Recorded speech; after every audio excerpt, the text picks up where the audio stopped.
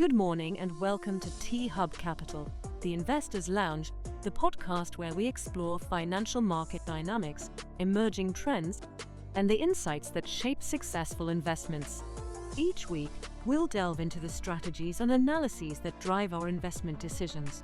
You'll get an insider's perspective on the factors influencing markets and the potential winners and losers of tomorrow. Subscribe to the podcast to stay ahead of the curve and make informed investment choices. Enjoy listening.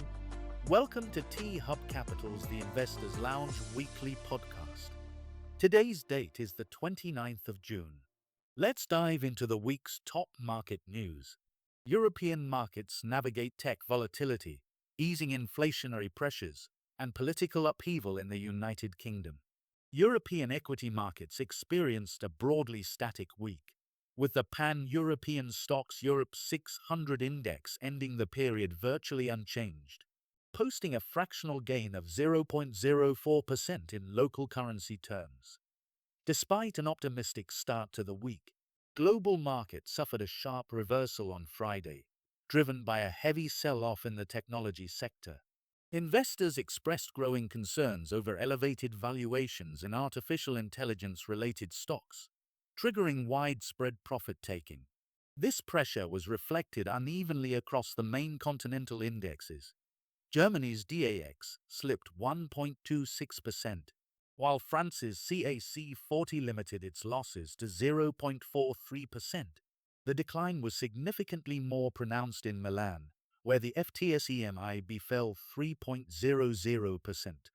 Moving in sharp contrast, London Stock Exchange saw the FTSE 100 climb 1.40%.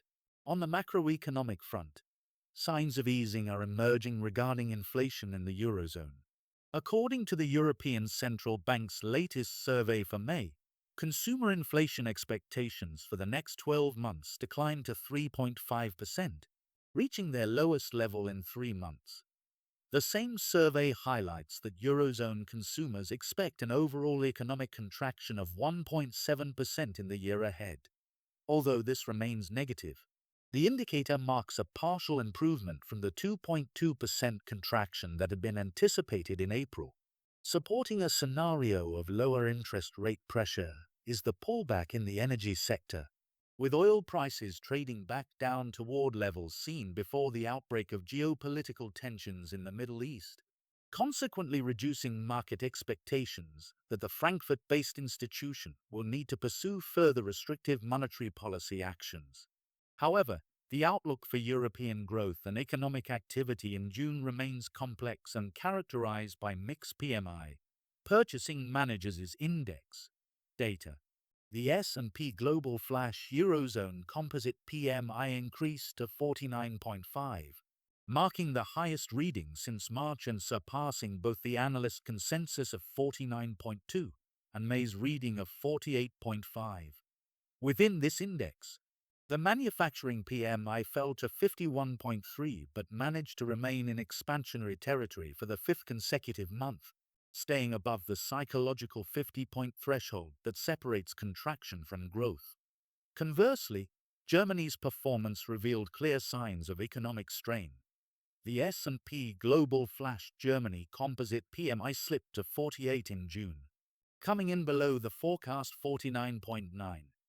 This represents the 3rd consecutive month of declining private sector activity in the country, driven by deteriorating economic conditions and heightened market uncertainty.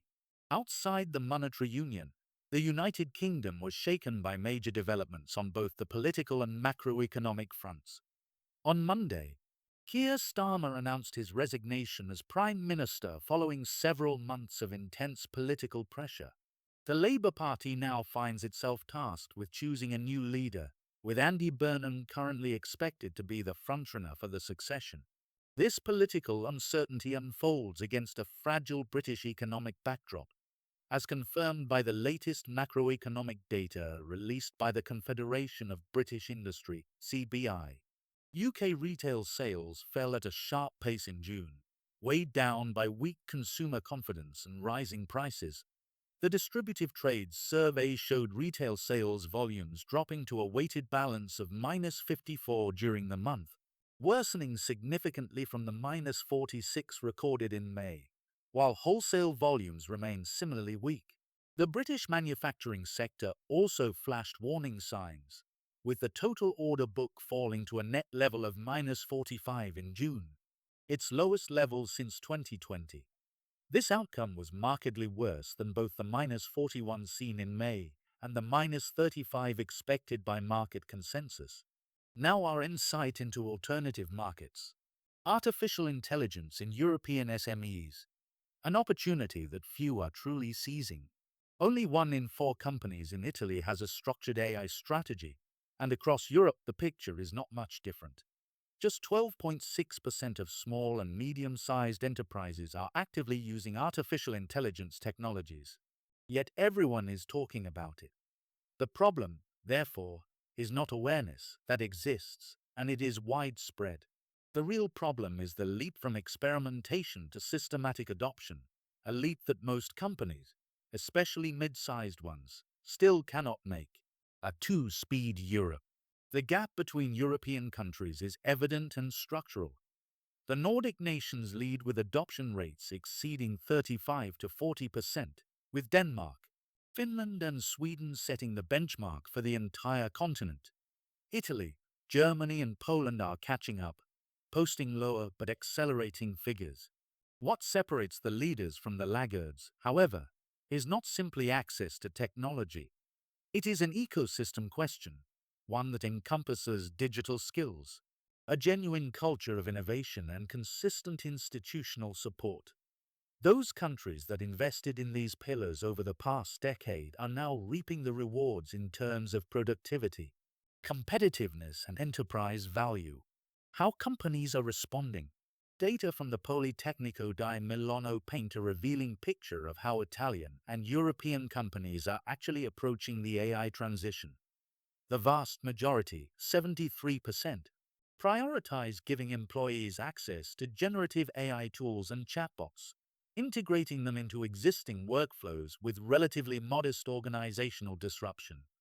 A significant 67%, however, go further and prefer to develop in-house solutions built on proprietary data, a clear signal of those who intend to construct a lasting and defensible competitive advantage rather than simply adopting off-the-shelf tools.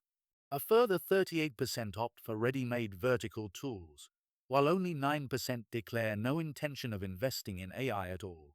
Yet behind these figures lies a more uncomfortable truth. Fewer than 1 in 4 companies has a roadmap with defined priorities, concrete use cases and measurable KPIs. Everything else is, still, improvisation. The real barriers. European SMEs encounter the same 3 obstacles repeatedly. The first is an internal digital skills shortage. The talent gap remains the primary brake on adoption, with companies struggling to find and retain professionals capable of designing, deploying and governing AI systems. The second is the perception of high costs, which weighs most heavily on those organizations that have not yet built a dedicated innovation budget and that evaluate AI through the lens of short-term expenditure rather than long-term return. The third barrier is regulatory uncertainty. The EU AI Act, despite its strategic importance, still generates significant confusion among smaller companies navigating its requirements. Mid-sized enterprises find themselves in a particularly paradoxical position, too large to move with the agility of a startup, yet not structured enough to invest systematically in the way a large corporation would. This gray zone represents, simultaneously, the greatest risk and the most interesting opportunity for those observing from the outside. The perspective that matters. Private equity.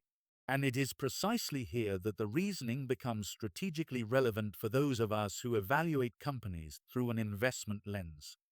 Businesses, both medium and small, that have already adopted a structured AI strategy present significantly more attractive investment profiles today than their peers who have not. This is not an abstract or theoretical value. Integrating AI into core processes translates into concrete and measurable outcomes.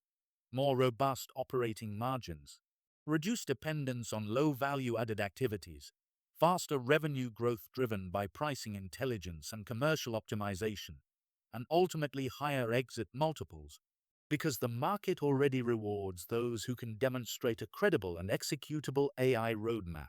According to EY, portfolio companies with AI-driven automation record margin improvements of over 10% in the medium term. BCG is even more direct in its assessment.